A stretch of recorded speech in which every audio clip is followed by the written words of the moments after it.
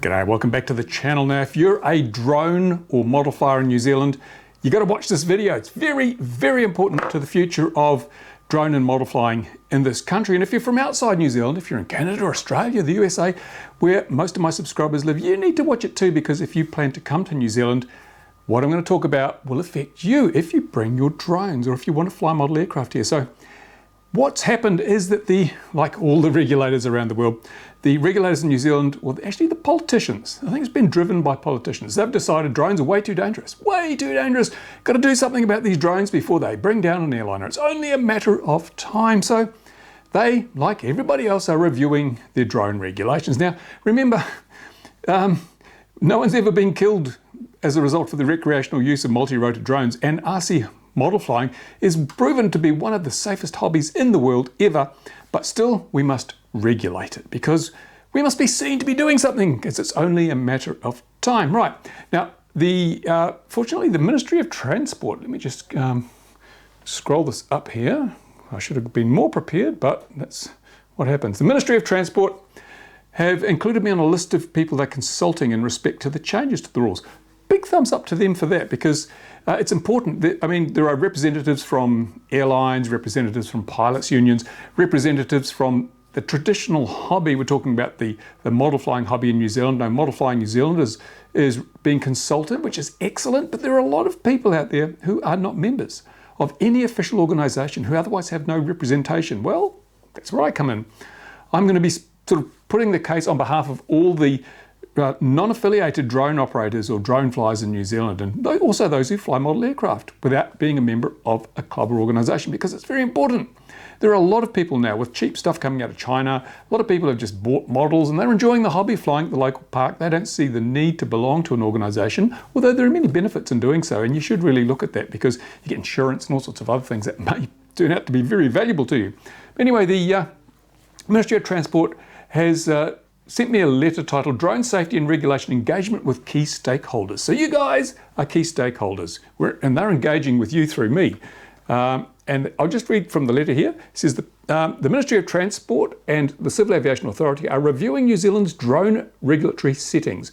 We are considering potential measures to address current and emerging issues from the use of drones. Well, yep, okay, we all know that. That's pretty much a given. I won't read through the whole thing. Now, when I first got this email, or this communication, it was marked, restricted, only the recipient, blah, blah, blah, the normal sort of NDA that's on the bottom of just about every communication you get from a government department. So I said in one of my videos, hey, I'm sorry, I can't really share this with you. But since then, the Ministry of Transport have come back and said, yeah, well, okay, you can talk about it, because we want a wider engagement.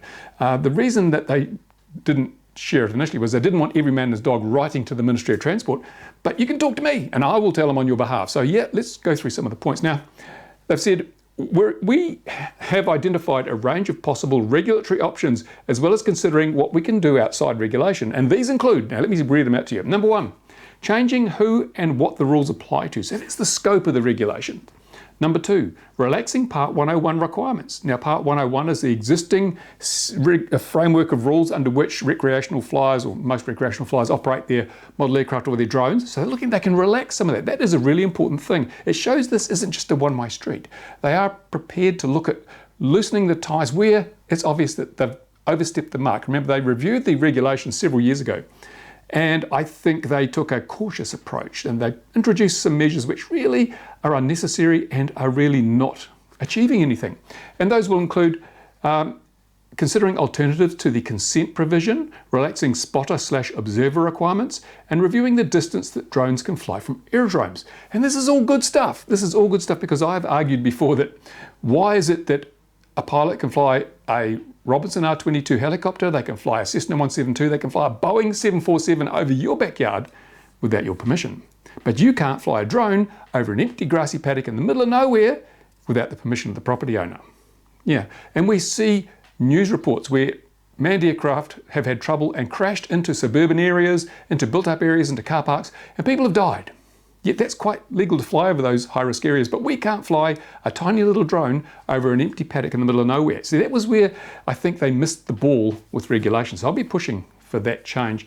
And also the observer and, the spotter observer requirements. Because let's face it, if you're flying something like a mini quad, under a forest of trees, a canopy of trees, and there's no one else around, why do you need an observer? You don't need an observer. You're not endangering any airspace users because you're not really in the airspace. You're actually under a canopy of trees. And if you have an observer, it's just one more person to get in the way and potentially be injured if something really does go badly wrong. So if you're not there to be a risk. So yeah, I support that as well. And then the area around aerodromes, that's an important one too, because this is one area of regulation where countries are all wildly different. Some countries it's 5 miles away you've got to be. Other countries it's 1.7 kilometers. And then here in New Zealand we have a circular exclusion zone. So if you've got an airport, you're as restricted in terms of distance from the sides as from the ends. But we all know that aircraft don't land across the runway. So to the side of an airport, there is far less air traffic at the levels where drones are allowed to fly than there is off the ends of the runway. So as in the UK, they've changed the shape of the exclusion zones. Certainly DJI's automatic exclusion handles that, so that you give a longer exclusion zone off the ends of the runway where the planes are coming in and descending and likely to be entering that 400 foot above ground area where drones may be flown. So you use some common sense and you say there's no point in unreasonably restricting the use of drones and model aircraft and toys if it doesn't contribute to safety. So it's really good. These things that they're considering this is important. Now in the areas that I'm not that fussed with, they've also considered number 3, registration. And I mean, everyone, everywhere in the world, all the countries are requiring registration. Why? Seriously, why? We have people on bicycles who kill themselves and others regularly. You don't have to register a bicycle in most countries. You just jump on it and ride it. You don't have to pass a test. A bicycle is a really dangerous thing that accounts for many deaths of the riders and of pedestrians and of other people, but there's no registration required and no licensing required. So again, we've got to balance the weight of the regulation against the actual risk, and I'll get onto that later. But okay, so they're looking at registration. They're also looking at operator competency, which is basically licensing. Not necessarily licensing, but you've got to prove. Do you have to prove that you can fly these things, that prove that you know the rules? And it's not a totally bad thing. It's not a totally bad thing. But again, I point to bicycles where there's no equivalent test, and yet bicycles have proven themselves to be incredibly dangerous. Drones have proven themselves to be incredibly safe, so why are we over-regulating? Why are we even considering over-regulating in this way? And as I say, I'll cover that a little bit later. And then they go on to remote identification. This is another thing that is sweeping the world. All the regulators want remote ID, so they can get a phone or an app or a device and immediately identify the drone and therefore know who owns it and therefore who's operating it. But we don't have registration plates on bicycles, do we? No, we don't. We don't have registration plates on, well, certainly not in any of the countries I know. No plates required, even though bicycles kill people, they pose a threat to motorists, they pose a threat to pedestrians. They get a get out of jail free card. Why do we need to have them on drones, especially small drones, children's toys, model aircraft? Why do we need that? No, there's no point whatsoever. And then we've got geo-awareness / geofencing. And I mean, DJI are already doing this. There's already a degree of geofencing. And actually, to be honest, it's a right royal pain in the backside for some of us, because I fly at an airport, I have the necessary CAA recognised competency certification to do so, but DJI won't let me because they say, oh no, you can't fly at an airport. So geofencing in some cases is a hassle, but I think for the great unwashed, it's people that are really just very casual drone users and don't necessarily pay a lot of attention. It's not a bad thing. It's not a bad thing, although it can be, overdone. But the other problem we've got is that where do you have geofencing? Now, if you buy a DJI Phantom or a Mavic or something, it's got it built in, there you go. But what if you build your own drone? Will you have to build in geofencing yourself? What if you buy one, a cheap hoops and toy quad from China, which has no GPS? How do you put geofencing on something with no GPS? A lot of issues to be addressed there, a lot of things to consider. Then we've got import and sales controls. Should they be restricting the importation of drones? Because, hey, dangerous things, look at the death toll. We need to stop people, just as we do with firearms and other dangerous things. We need to have some kind of regulation on importation. No, we don't. There's no regulation on the importation of bicycles. That's what I would say to that. And then offences and penalties. How are we going to thrash these naughty people so they don't do it again? And this is another area. We've got offences and penalties, but do we have enforcement? You can have all the rules and all the fines and all the imprisonment you like, but if there's nobody out there enforcing this stuff, it's just a joke. And this is a dangerous joke, because what tends to happen if you have really high penalties for offences and there's no enforcement. Every now and then what happens is they go out and they pick on someone. They go, you, we're going to make an example of you. You've only done something modestly infringing of the rules and it wasn't really dangerous, but we are going to lock you up for 10 years just to teach other people that they shouldn't do the same thing. And that's unjust, totally unjust. And that's the risk you run if you have penalties and offences, fines and that, without proper enforcement. And at the moment, well, really there isn't anyone to enforce these rules. CIA themselves are a very small organisation. They don't have the field officers to go out and enforce all this stuff. So that makes it very difficult to come up with a set of penalties and offences that are going to be fair and reasonable and just. It has to be just. Now, at this stage, I'd say if you are a New Zealand drone flyer, model flyer, and you're not familiar with the 101 part of the CIA regulations, CAR 101, Civil Aviation Regulations 101. Those are the rules that control what you can and can't do with your model aircraft and your drone. You need to go and read those. Unfortunately, the CIA have just updated their website, so Google isn't a big help there. I wanted to get a whole lot of information for my response to this document, and I left it till a little bit later because I've been talking to a lot of people, getting their feedback and consulting with them. And so I thought I'll do it this weekend, but this week CIA switched to a new website. So all my bookmarks are broken. All the important information I bookmarked doesn't work anymore because they've changed all the pages. So I went on to Google, and Google is yet to re-index the site. So most of the links that you've come up on Google search, they also don't work.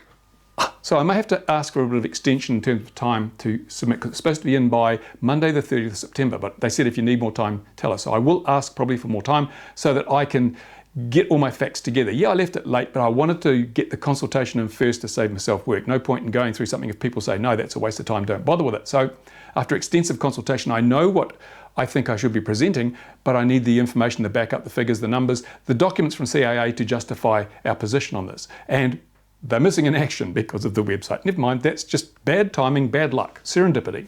But this is what they say in the thing. They say since 2015, when the drone rules, the current CAR 101 were actually modified for drone use, since then we have seen a significant uptake of drones in New Zealand. Yes, we have. A lot of people have got drones now, right? Yep, that's fair enough.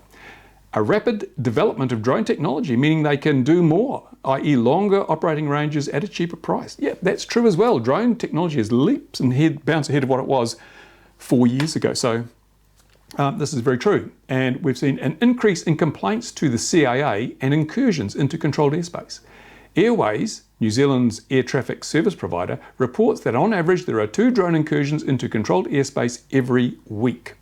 So this should be a concern. It says reports. Now, unfortunately, I know there probably are more drone incursions than there used to be because there are more drones, but I'm skeptical of the figures that we're being presented with because so many of I saw drone reports from pilots turn out to be anything but. So I can't really ascribe a great deal of credibility to the magnitude of the increase that is being, the reports, yes, but are there actually more incursions? Yes, but are they much growth as you'd think? No, I don't think so. And then they say, we've got a high profile incidents involving drones in New Zealand and overseas, raising the profile of safety and security concerns.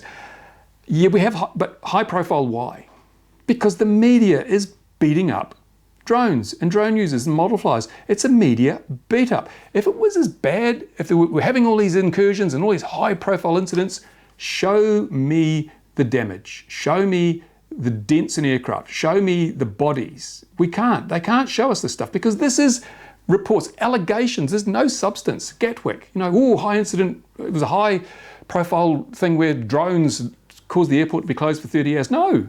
It was the allegation of drones that caused the airport to be closed for 30 years. And after spending nearly £1 million, the British police have come back and said, we got nothing. We don't know who it was. And the police themselves admitted that there may not have even been any drones. But that's what I mean. We need to put things in perspective. We can't rely on the hype and hysteria that the media has created to help us craft new regulations. We have to work with facts, evidence, logic, science. These are the things you need to come up with good, fair, reasonable regulation. If you work from hysteria, you will not get good regulation. I will be conveying this as a result of my response to this document. Now, the next part they've got here is problem definition. They're saying New Zealand's civil aviation rules relating to drones, if followed, provide for a safe aviation system. Internationally, our regime is considered progressive, particularly in terms of the risk-based and enabling approach to advanced operations. However, there is room for improvement. The problems set out below draw on almost 4 years of experience since the rules were updated in 2015, CAA's latest dataset and summary of results from post-implementation survey on the rules released in 2017, and international developments, research and experience. Okay, well, first of all, I would have to say that it's a lie to say it's risk-based. I've argued with CAA on many occasions about this. Their regulations are not risk-based. And how do I know they're not risk-based? Because I asked for a copy of the risk assessment that was done and on which the rules are based. And there wasn't one. There's been no comprehensive risk assessment done in respect of what danger drones pose to the national airspace or users thereof. No risk assessment means you don't have risk-based rules. You have rules based on perceptions and beliefs and media hysteria. That's not a good rule set, not a good rule set at all. So I discount what they say here, and I will be making that point very, very firmly. I'll be saying, where are the bodies, where are the wrecked aeroplanes? There are none. And we've had drones. I flew my first drone over 10 years ago. Drones have been a thing for over a decade. You would think that if they were as dangerous as is claimed here, there would be a mighty great pile of wrecked aircraft, helicopters, and a lot of tombstones as a result of drones, if they were this dangerous, but they're not. And we must get this across to them. Do not base your rules on hysteria. Do not base your rules on reports in the Daily Mail. Do your risk assessment. Until you do that, you cannot say you have risk-based regulation, now or ever. And now they get into something a little bit more reasonable, compliance. They say drone operators do not know the rules for safe flying, even that there are aviation rules applying to them. And this is true. This is outside of the hobby, the organised hobby through Model Flying New Zealand, because Model Flying New Zealand does a very good job of making sure people know the rules and that they comply with the rules, and they have their own certification scheme. It's very good. As I said, it's well worth considering a membership of that organisation. Although I've had my problems in the past with it, it's now a very progressive organisation, and it's well worth the money that you pay. If anyone's interested, I'll put some links in the description of this video. If you're a New Zealander and you want to join up to Model Flying New Zealand, places to go. It'll cost you as little as $85 a year for a full adult. I think it's $85 or $90 a year for a full adult membership, which is pretty damn cheap compared to the price of your drone. So I'm not here to shill for Model Flying New Zealand, but honestly, it's a good idea.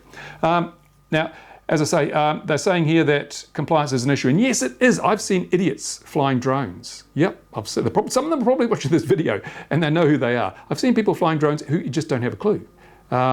And so we need to educate people, need to educate them, bash them with a clue stick. And that's good that that's been identified.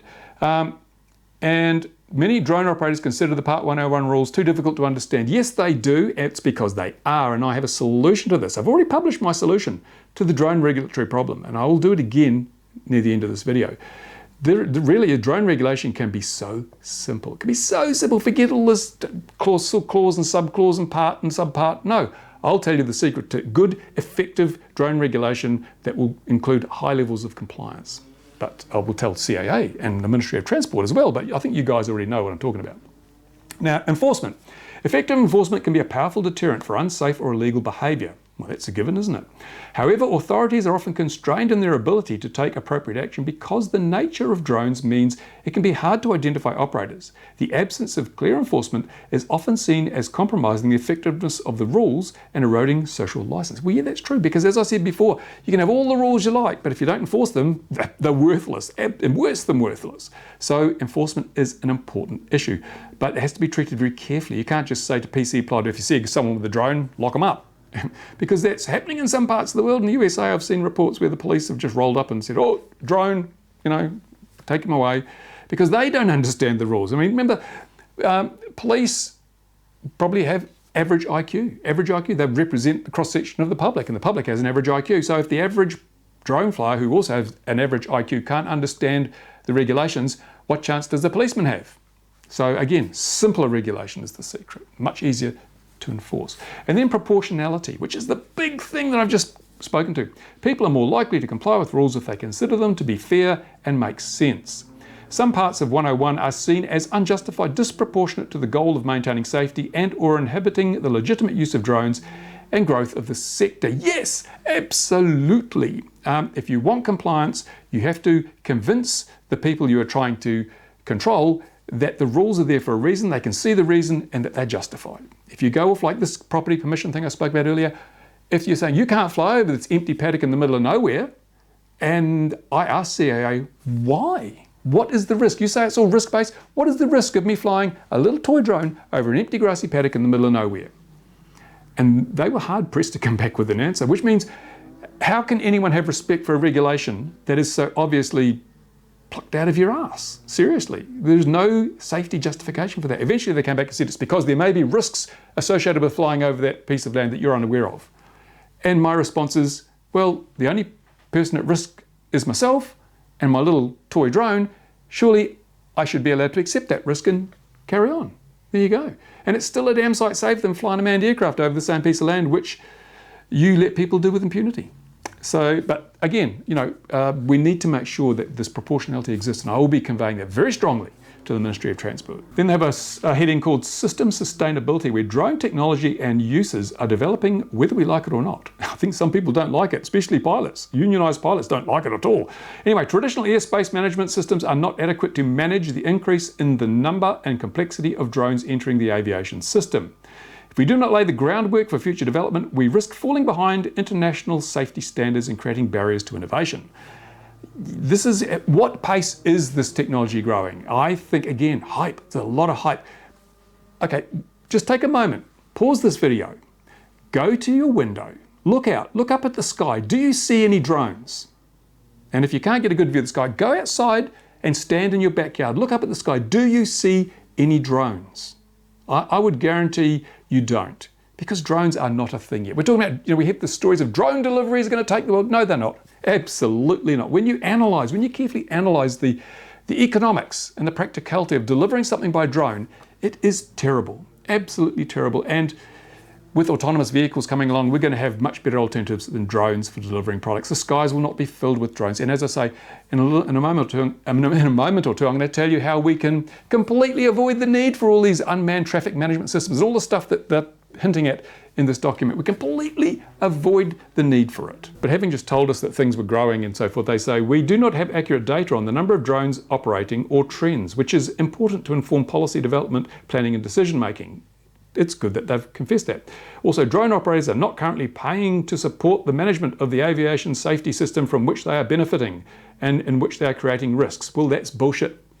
I can't say that on YouTube. Go and watch Dave Jones' EEV blog. That is balderdash. Balderdash, I say, because how are we benefiting from the safety as a drone flyer? I don't see me benefiting from the safety system that's in place at the moment. I'm not even in navigable airspace for 99 well, perhaps I am here because I fly an airfield, but most people with their drones aren't even in navigable airspace. You're flying below 400 feet away from airports. How are you in any way benefiting from the national safety system? No, you're not. You're not benefiting. So why would you pay? Why would you pay? Do bicycle owners pay a tax when they ride on the road? No, they don't, even though they're benefiting from the road. So again, bicycles, what a wonderful analogy to drones, bicycles.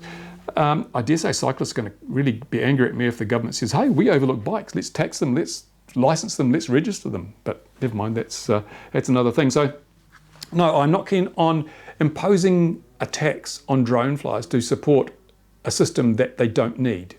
No, that's not going to work. Now, they then ask questions. The form of this sort of consultation is they ask questions, you're invited to give your replies. I'm not going to go through the whole lot because we'd be here for a month of Sundays, but I'm just going to give you a feel for it now. In relation to what I've just said, their questions are, number one, what is working well at the moment and what is not working? Excellent question, fantastic question. The person who wrote this got a few clues. I'm very pleased to see this because it does give me a little bit of confidence that maybe we'll get some good outcomes from this consultation. What's working well at the moment and what's not working? Well, what's working is that drone operators, drone flyers and model flyers, generally speaking, are incredibly responsible people. Yep, they are not the louts, the hooligans, the idiots that they're portrayed in the media. If you look in New Zealand, I think according to the ad that has been run on behalf of CAA by a company called AirShare, there are 300,000 people in New Zealand who own or have flown drones. 300,000 of them. Now, compare that to the number of pilots in New Zealand. My bookmark disappeared, I don't know, but I think it's about 15,000 pilots in New Zealand of manned aircraft, manned pilots. So we're looking at a huge difference. What is that? So it's 20 to 1. There are 20 times more people who have flown drones than fly aircraft. But let's look at the incident reports. Incidents when someone complains to CAA about something that they consider to be unsafe. I think last year there were less than 500 incident reports involving drones. 500 from 300,000 people generated 500 incidents. Yet the 15,000 pilots generated 8,000 incidents related to manned aircraft. Excuse me, but if you do the numbers there, it's obvious that the manned aviation community is a really big problem to itself.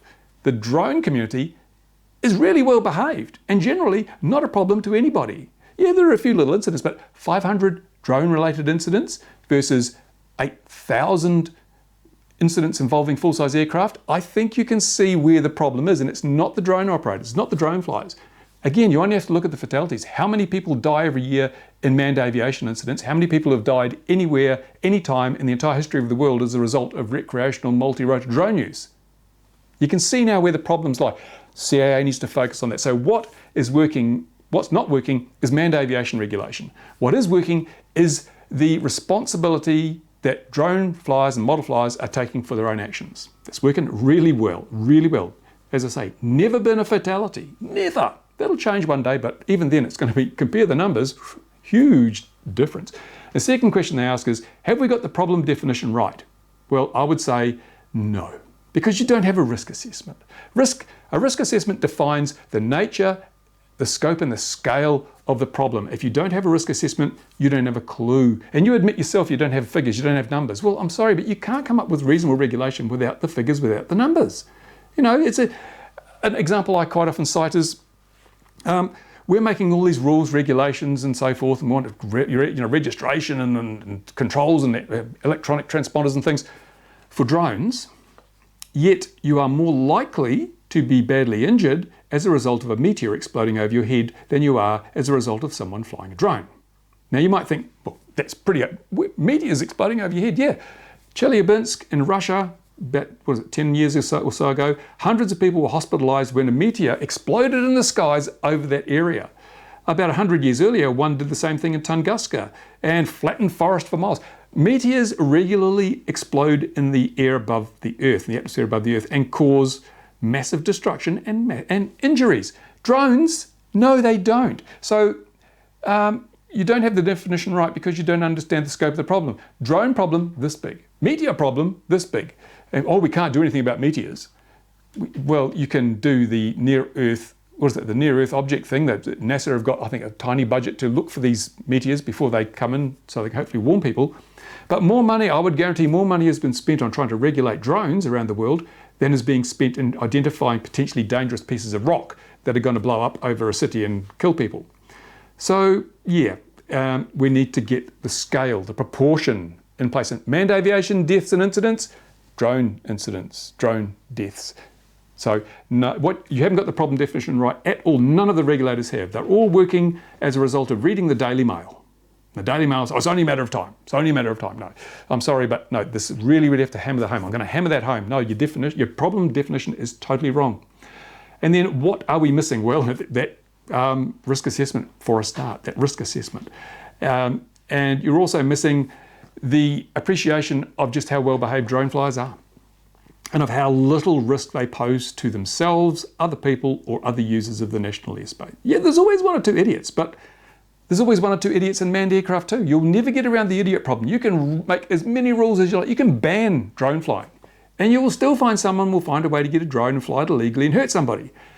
That's the nature of human beings. That's what it is. So you can't fix stupid. So don't even try. It just makes you look as stupid as the person you're trying to fix. So that's what I'd say. So that was the first section, right? So there are a whole lot of stuff like that, and I'm just going to have to go through that. But you can see that what I'd like you to take away from this is that the people who wrote this document really do seem to have an open mind, and they are aware of some of their weaknesses and some of the failings of the existing system. They're aware that there has to be changes, perhaps loosening some ties, tightening other ties. And I'll be going back on your behalf and presenting the case. Now, there are some issues here which I think we have to sort of speak about directly. One of the big ones is registration. Now, around the world, you know, the Ireland's requires registration, the USA requires registration, the UK is about to require registration, Australia is about to require registration. A lot of countries require registration. Why? Why? What does it achieve? Well, if we look at the history of incidents and drones and so forth, it achieves nothing. It achieves nothing except it inconveniences a lot of people. It costs a lot of people a lot of money. It creates a lot of jobs for bureaucrats who like to shuffle paper. And in the UK, it's created a huge amount of money for computer people to create a database, which millions and millions of pounds to create a database, which will eventually hold maybe 100,000 records or something. So, unbelievable, the rorts, unbelievable rorts. And if we look at what ifs, let's take some what ifs. Now, Gatwick, everyone says, Gatwick, it was a terrible drone thing, drones closed the airport for 3 days. No. And if drone registration was a thing, if drones were registered, they'd been registration required years ago in the UK, so every drone owner, operator had their craft registered, what difference would it have made at Gatwick? Absolutely none. Registration is a feel-good thing. The authorities can say, look, we've registered them. And if registration did work, then why do we have incidents like this, where manned aircraft manned aircraft do kill pilots and passengers all the time, but here's a near miss between two aircraft that happened just the other week. And we've had mid-air collisions between aircraft where people die. These aircraft are registered. Didn't help one bit. And the pilots are licensed. Didn't help one bit. No, this is a feel-good measure, and it comes down again to this risk assessment because they haven't done a risk assessment. They think, the big problem is we don't have registered drones. If we register the drones, the problem will go away, will be mitigated. No, it won't make no difference at all, and it's just going to inconvenience. And again, that compliance burden, remember? You have to have a proportionality. Well, registration is totally lacking proportion to the risk. And the benefits of registration have yet to be proven, and I would like to see them proven first. And experience in other countries show that it's just not justified. It is just not justified. And many people are saying, and you can see, look at Gatwick again. This is a great example. In Gatwick, they arrested a couple because the guy had a picture of a helicopter on Facebook and he lived near the airport. So if there is a drone incident near where you live and you're on a registration database, you can have the cops banging your door down at 3 a.m. to see if it was you. No, I'm sorry, but I'm not accepting that. That's not going to work for me. And I think a lot of other people will feel the same way. And we'll soon know in the UK, because their registration, you're supposed to register if you're going to be flying, you're supposed to register by the end of October, I think it is, or early November. And they've come up with figures. They know how many people should register. I would be very surprised if they get even a half of the number that they're thinking of. So the level of compliance is going to be very low because people don't see that it's a justified imposition. It's not proportional to the risk. So they're going to, if you don't have that proportionality, as they say here, it ain't going to work. Compliance will be very, very low, and you've basically then just alienated a lot of people. You've pushed them out of your control. They're going to say, we're not interested in those rules, we'll do our own thing. Dangerous, very dangerous. Got to think of unanticipated consequences when you start doing things like that. So registration, I'm going to say a big no. The only time I'll consider registration if you can prove to me that the imposition, the cost, the inconvenience is justified in some way, shape or form. I want to see evidence, not just, what ifs. I want evidence. Because plenty of countries have had registration for some time now. Show me how that has helped. Show me how that has helped them stop people from doing bad things and tracking down people who do bad things. And it just doesn't. It just does not. So that's my thoughts on registration. Now, the next thing is UTM. It has two definitions, unmanned traffic management or unified traffic management, depending on which company flogging their UTM system you talk to. And that's it. The companies are out there now pushing very hard, trying to make money out of this drone thing. It's very hard to make money flying drones. It's getting harder to make money selling drones. But my goodness, there's a lot of people with a lot of venture capital who believe they can make a lot of money by controlling drones through equivalent of air traffic control systems. And that's where the big gold is, they think. And so they've got all these venture capitalists who've poured millions of dollars into their coffers. Now they have to produce a result. They have to start selling stuff. So they're pushing regulators and like CAA and Airways here in New Zealand. You've got to put our system in, and that'll give you safety. That'll reduce the death toll from recreational multi-rotor drone use from 0 to nothing. So this UTM thing, they've mentioned in this document, and the thing is that regulators and administrators have been fed this line of rubbish that drones are going to be so commonplace. The skies will be, you won't be able to see the sun for clouds of drones. And so you need to control them. You need to control them or they're going to crash into aircraft, they're going to crash into each other and fall on the ground in flames, which is a load of balderdash. So as to avoid demonetisation, it's a load of balderdash because it's just not happening. Remember I told you to go out and look for drones you couldn't see any? Yeah. And in 10 years' time, same thing. The drone industry as an industry has been so overhyped again by people wanting to make a lot of money out of it. You know, it's been totally overhyped. Yeah, there'll be drone deliveries, but they're not going to be, you won't get your pizza by drone, you won't get your Amazon package by drone. They're dreaming, totally dreaming. So what's going to happen is the airspace is not going to be as polluted as is claimed. So the risk assessment needs to be done looking very closely at the veracity of the figures being put forward. And I would say a UTM is not necessary, because what do you do to avoid the situation where you've got all these drones and these airliners and these helicopters and these whatevers? How do you avoid the big crash? Well, there are two ways. One of them is pure probability. And if you're looking at risk, probability is one of the factors that you use to calculate risk. Probability and consequence, right? So if you have something that's like meteors exploding above the planet, for instance, it's very uncommon, so the probability is very low.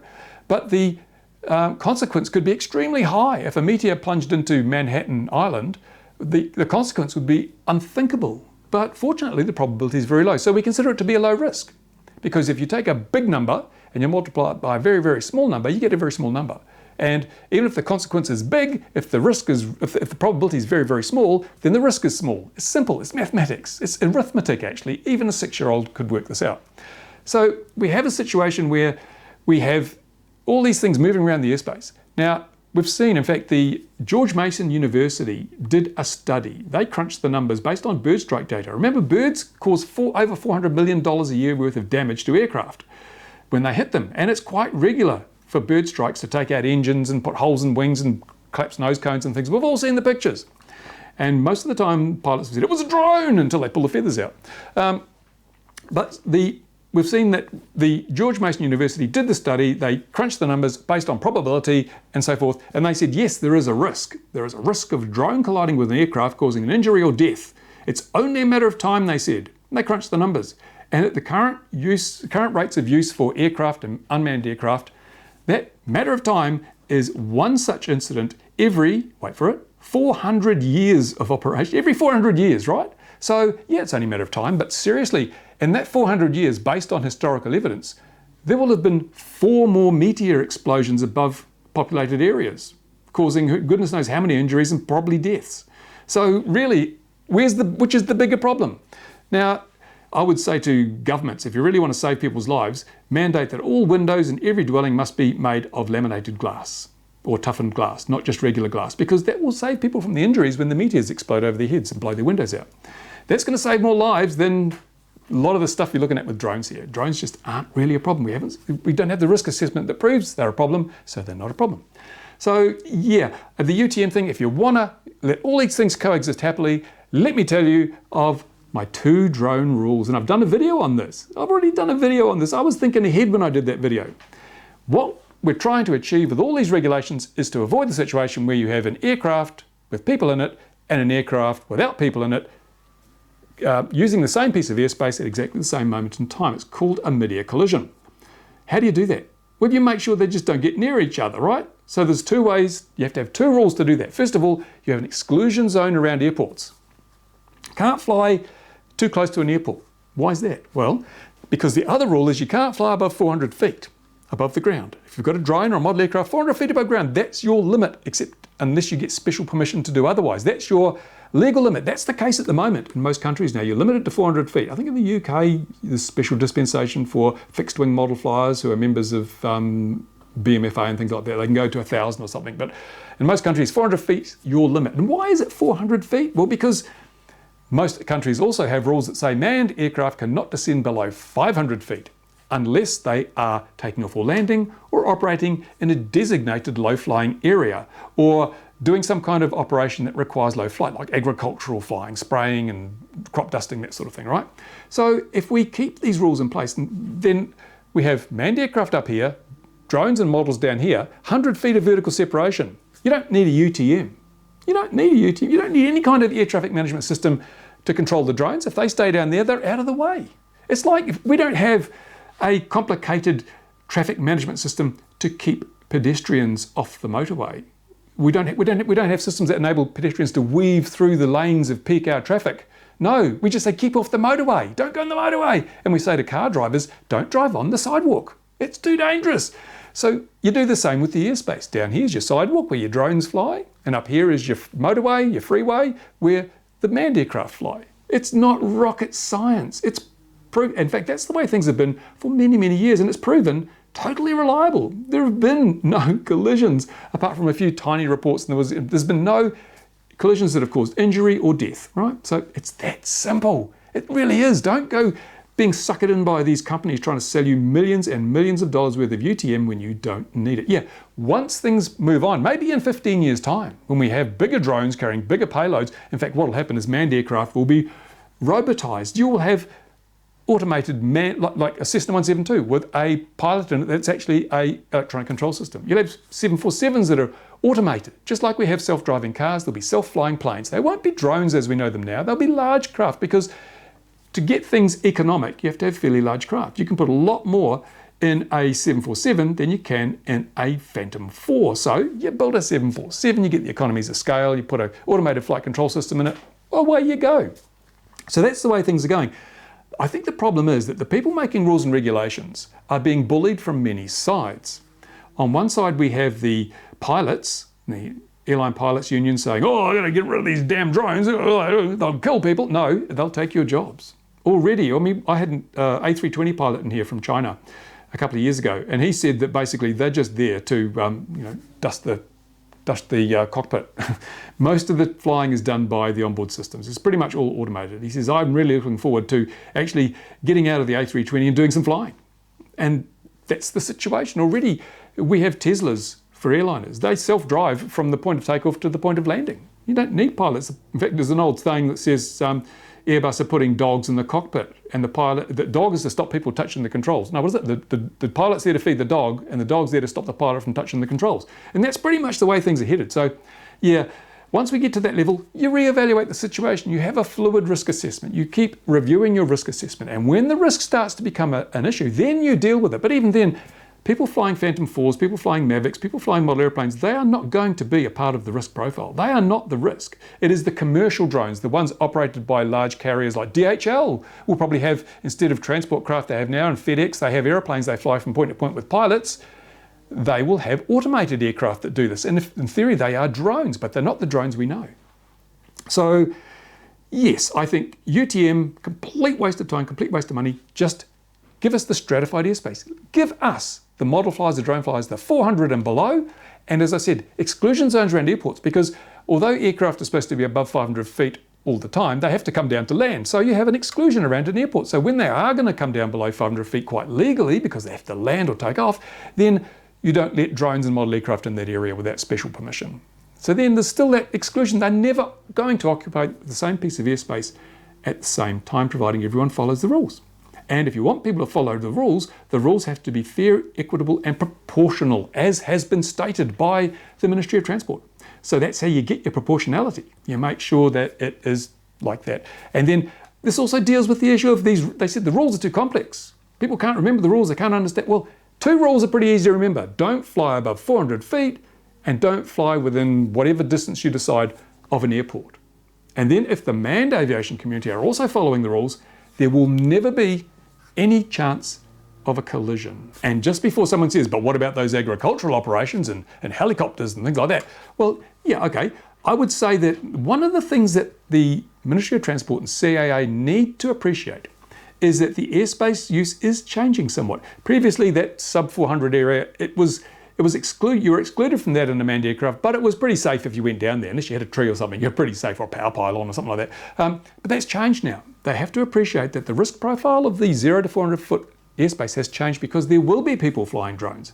So the regulator needs to change the rules for manned aircraft and say, or at least enforce them and say, you may not go below 500 feet unless you have one of these reasons to do so, a legitimate reason. And you, in the case of an agricultural operation, I think all ag operations should be NOTAM'd. They should be required to be NOTAM'd. You must file your flight plan with the regulator, who will then make it available to drone, or anyone that wants to use that airspace, the sub 400, can then get that information. So if you're going to go out and have a fly in the country, you go to the CAA website and you have a look.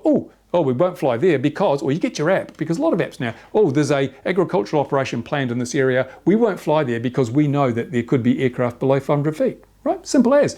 It gives the ag pilot the confidence to know that he has advertised the fact he's going to be there. There's much less chance of a drone flyer being there and unaware of his presence. But even so, it's like what the regulators forget is that we're not in a cockpit.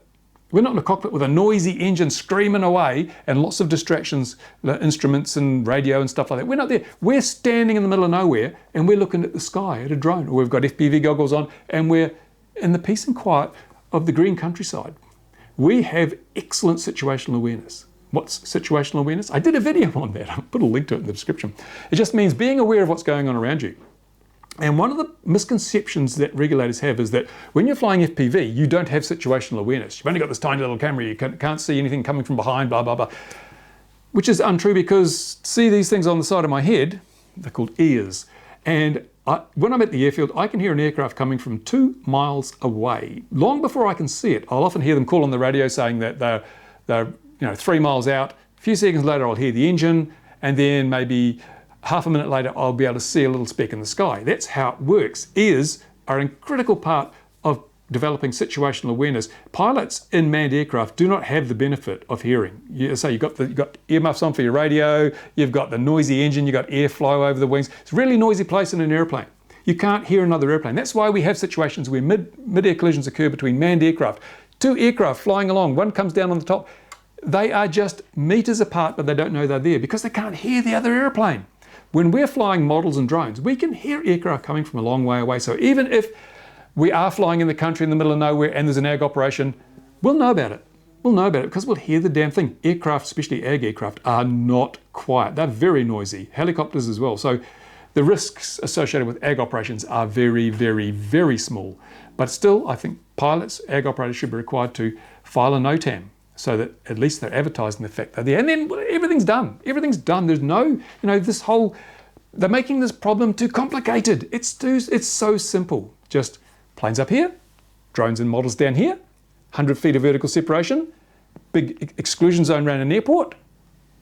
End of problem. Absolute, total end of problem. And if they want to keep it simple so that people can remember it, that's how you do it. No one can possibly have any excuse for not remembering 2 rules. And when it comes down to the enforcement, well, even the police can work out those 2 rules, can't they? You can tell them, hey, there you go, those are the rules. So if someone is flying at 1,000 feet and a policeman comes along and he's looking at it and it's obviously a little tiny dot in the sky, oh, I'm sorry, mate, you come with me, lock him up. And by the same token, if a manned aircraft is going to dip down below 500 feet, they take the risks on their own shoulders. And you can't go blaming people who are flying legally when someone else comes along and flies illegally, and vice versa. If a drone operator goes above 400 feet, lock them up, throw away the key, that's what I say. There's no need for it.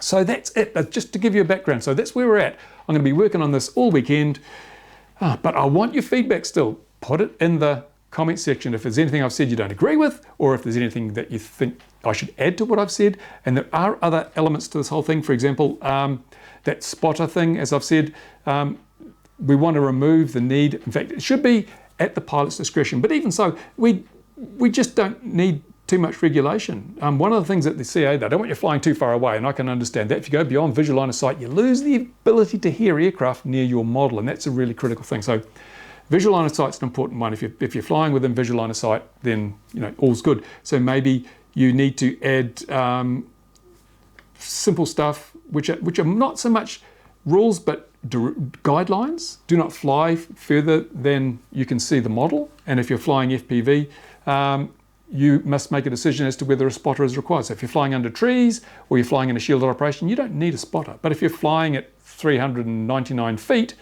say 4.1 kilometers from an airport, yeah, you probably want to have a spotter. Although again, your ears are going to do the job. So yeah, it needs to be refined, but the basics are there, I'm pretty sure you'll agree, in keeping it ever so simple. And if you look at those 2 rules, they do really cover everything. They cover everything, because if you do cause a problem with an aircraft, one or both of you are breaking the rules. So it's easy to throw the rule book at it. And as for people on the ground, we've looked at the people on the ground situation. Should you be flying over crowds of people? Well, no. Because I suppose the 2 rules, there should be 3. Let me just change my mind. There should be 3 rules. I'm going to stop there. I'm not going any further. The third one is you must never operate your drone or model aircraft in a way that endangers people or property. That covers every other base. Every other base. If you fly too far away, you can't see the airspace around your model. You're endangering people because you can't tell if an airplane's going to come along. But even then, if you're below 400 feet, I don't actually see the issue with it. Honestly, seriously, I don't. BV loss at sub 400 feet away from airports, I don't see the issue. If the manned aircraft are NOTAMing their operations below 500 feet, and you've checked those NOTAMs, there should never be the potential for a collision or problems. And if you're doing something like flying over a crowd of people, well, then you are endangering people. So lock them up, because bad things happen. Drones fail, they fall out of the sky. And the other thing that I have to say, I'm sure they won't accept my 3 rules. No, it's just not, bureaucrats are not like that. They can't see the simple way out. They're going to make a job for themselves. Otherwise, they basically can't justify their position in their salary package. So my position on this is going to be ignored, but I'm going to make it anyway, because I think it's important that we do. I think one thing they would be advised to do if they're going to go the way of, making a pile of regulation, is to look at the experience of other countries. As I said, registration's proven itself to be completely worthless in every country, nothing but an imposition. And I'd say look to Canada, because one of the problems I've got, and they're obviously aware of, is they don't want to be over-regulating. And to my mind, over-regulation is what we have in New Zealand at the moment, because everything is regulated. There is no 250 gram limit in New Zealand at the moment. It's all, if I get a tiny little toy plane, it's covered by the regs. It is treated it has the same regulations applied to a 20 gram Cheerson CX-10 as is applied to a 14 kilogram octocopter with a red camera on it. So there, again, it betrays the lie that this is risk-based regulation, because the risk of a 14 kilogram octocopter is hugely greater than that of a 20 gram child's toy. So you cannot tell me these regulations are risk-based when exactly the same rules apply to both. Absolutely not. So that betrays the lie associated with that statement of being risk-based. But what we need to do is look to Canada, where they have for some time now, for a few months now, had non-prescriptive regulations for sub 250. What does that mean? Well, they don't tell you how to be safe, they just tell you to be safe. What a brilliant idea. So they say you should not endanger the national airspace, or people, or property. I forget the exact wording, but they're just saying, just don't be a dickhead. Don't endanger things. Don't endanger planes, people, whatever, property. And that is working really well. I have seen not one report of anyone operating a sub 250 craft in Canada that has, done something wrong. There's been as far as I'm aware, no reported incidents involving sub 250 craft. As I said right at the beginning of this thing, drone and model flyers, generally speaking, are very responsible people, far more responsible than the manned aviation community, if the numbers are to be believed. So saying to people, look, we trust you to do the right thing, it seems to be working in the sub 250 class in Canada. So why don't they do the same here? Just say, okay, if it's under 250 grams, then you may not endanger personal property. Simple as that. And hey, but why limit it to sub 250? What's wrong with saying, well, that's the whole rule for all drones, isn't it, in model aircraft? Just don't endanger people. And then if you do hurt someone, well, you've broken that rule, we'll throw the book at you. But as long as you're not hurting people, it's fine. So don't get too carried away with over-regulation, just make it simple. And put in that sub 250 gram, because the risk we have, it's a huge risk, and it's happening all over the world right now, is that countries are saying, oh, well, you can't fly a drone or a model unless you're 16 or 13 or whatever. There's a cut-off, lower limit, because you can't trust kids. Damn kids. Get off my lawn, kid. This is one of the things they're saying. So we have to say, well, no, if you do that, you will kill this hobby. And I've seen the evidence of it. I keep a very close eye on a lot of YouTube channels. A lot of YouTube channels in the model flying area. And a lot of them are losing views. The hobby is just not being patronized to the same degree as it was. Some of the most popular channels are down on views, including my own. Some of my own channels down on views, because people are saying, models, drones, I'm not going to go there. I don't want to register. It's too hard. All these rules. You've got to get signed paper. You've got to pay an annual fee. No, I'm not interested. It's killing the damn hobby. And if you're a kid, take for example this situation. I'm going to do a video on this for my friends in Australia and Canada and the UK especially. You say you're a child from a solo parent family. There's a lot of solo one-parent families these days. It's just a fact of life. It's the way things go. So you're an 8-year-old kid, and you've developed a passion for model aircraft and drones and things, and you want to fly a toy in your backyard. You've saved up your pocket money. You've bought yourself a little SEMA 20 or whatever. It's just a little drone. That's fine. You want to fly it in the backyard. Well, I'm sorry, but in many countries, including the USA, pretty soon that you won't be able to, unless you've, because you can't sit the exam because you're underage. So your mother, if you're usually solo parents, there's the mother as the parent, the mother will have to sit the exam to prove her knowledge and competence, and she'll have to pay the fee, and then she'll have to supervise the boy whenever he wants to fly his model or his toy. No, that is a huge imposition, and the mother's going to say, no, I don't have time for that. I'm working 3 jobs just to keep us afloat. I'm sorry, go and collect stamps. And so a potential entrant to the hobby will be lost. And who knows? If we look at history, that may be the person that eventually would have been the first person to set foot on Mars or something. Look at Neil Armstrong. He started in the hobby, first man to land on the moon. Mars is coming up eventually. We're cutting off our nose to spite our face. We cannot do that. We cannot impose these ridiculous rules and restrictions without the evidence to back them up, that there's really a problem. And as I said, in all the evidence I've seen here, we don't have a problem. We don't have a problem. Certainly not of the magnitude that's being claimed by those politicians and government officials who obviously spend most of their day reading the Daily Mail. So what do you think? Come on, give me the feedback. I need the feedback. I want to be able to say, yes, I've consulted with an even wider range of people and they agree or they disagree or whatever. So I need your feedback quickly as possible. I'm trying to get this in. If I can get it done over the weekend, I will put it in on Monday. So in New Zealand, that's we're a day ahead of the rest of the world. So, and I say, if you're overseas, then give me your feedback as well, because all of this, come back. If you come to New Zealand, these are rules that will affect you. So tell me what you think. It's been way too long, and it's not really a rant, this video. It's hopefully it's informed you and kept you going. But if you are a New Zealand drone or model flyer and you're not a subscriber to this channel, what's wrong with you? Subscribe now, because I do try to keep people informed, and not just in New Zealand, but around the world. You'll learn a lot, I hope, from the information that I get out in these videos, these informative videos. And hopefully, if we can get enough people paying enough attention over a regular period of time, then even the idiots will fall into line, and we can prove to the authorities, although we already have, the numbers prove it, but we can prove even more so that we're responsible people that can be trusted to exercise good judgment and to do things safely. We don't need a rule book this thick just to tell us what we already know. So there you go, folks. Thanks for watching. Big thanks to my Patreon supporters. If you're new to the channel, if this is the first of my videos you've seen, you'll have noticed the little thing along the bottom here, and you'll have noticed there were no mid-roll ads in this video, even though it was very long. The reason for that is simply that I hate mid-roll ads. That terrible YouTube is being ruined by advertising. So my Patreon supporters, the money that they gift me every month is used to make sure that I don't have to put those horrible mid-roll ads in. So they saved your bacon. You didn't have to sit through all those boring Wix and Grammarly ads that we all love to hate. All you got was the little animation just to show where an ad would have been if I didn't have my Patreon supporters. There you go, folks. Thanks for watching. I do appreciate your time. And remember, fly safely, fly responsibly. Show them that we can be trusted. And to the comments with you right now. And also share this video on Facebook, Instagram, Bebo, GeoCities, MySpace, and all your other favorite social media platforms, because we need every drone and model flyer in New Zealand to watch this video and give me your feedback within the next 48 hours, please. Thanks very much. Bye for now.